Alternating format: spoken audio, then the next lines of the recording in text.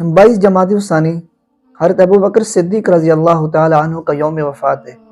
आपके मकाम का अंदाज़ा इस बात से लगाएं कि आप सल्लल्लाहु अलैहि वसल्लम ने उनके बारे में फरमाया, जन्नत का हर दरवाज़ा अबू बकर सिद्दीक़ को पुकारेगा कि अबू बकर मुझसे जन्नत में दाखिल हो जा, मेरे अंदर से जन्नत में दाखिल हो जा। हर दरवाज़ा ये बात पुकारेगा।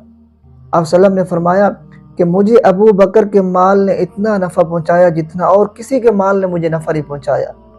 हज़रत उमर जिनके बारे में फरमाते थे कि मैं हमेशा ये ख्वाहिश करता रहा, कोशिश करता रहा कि मैं अबू बकर सिद्दीक़ से बढ़ जाऊं, लेकिन मैं अबू बकर सिद्दीक़ से बढ़ नहीं सका। मैं अबू बकर सिद्दीक़ से नेकियों में आगे नहीं लग सका। आप सल्लल्लाहु अलैहि वसल्लम ने फरमाया जिनके बारे में कि अबू बकर के घराने के मुझ पर जितने एहसानात हैं, इतने किसी ने मुझ पर एहसानात नहीं किए।